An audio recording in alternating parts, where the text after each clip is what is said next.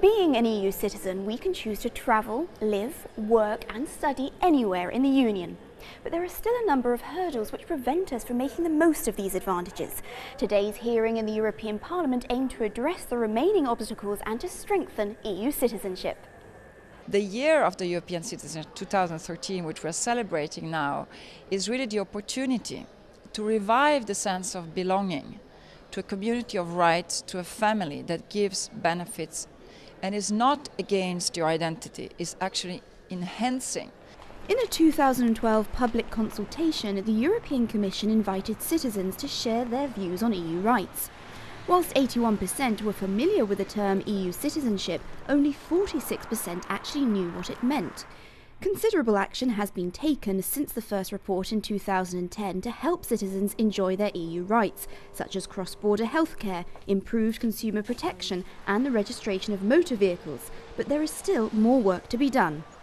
Working closer with local authorities, working closer with national parliaments, making sure that the interpretation and the translation in your daily life and reality really works and brings results. The proposal that the Commission has in the pipeline actually to concrete actions like a toolkit, because a lot is about getting public documents, access to public documents faster. One of the immediate goals is to achieve a true EU labour market, ensuring that qualifications are universally recognised to make it easier for citizens to find a job.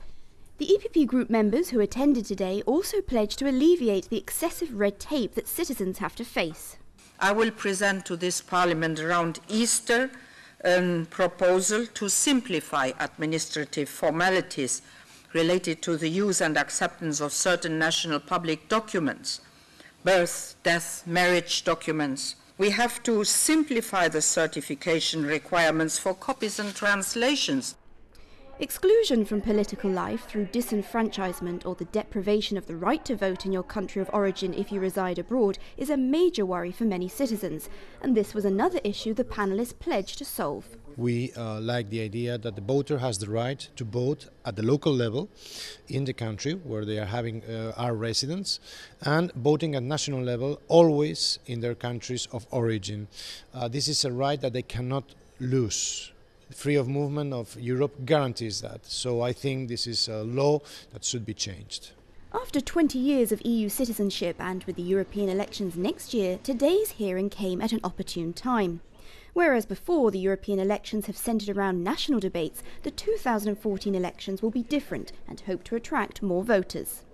We will have candidates to President of the Commission, which will be presented by different political parties from around Europe, European political parties like the Socialist European Party, like us, European People's Party, and believe me, we'll have a good candidate, by the way, that we hope will motivate that debate, that the European citizen needs to know through that debate, to have more information about what's going on in this European Union. This is the right of the citizen.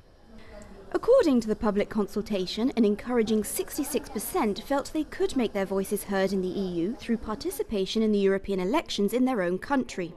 The EU's aim now is to make it easier for citizens to stand as candidates.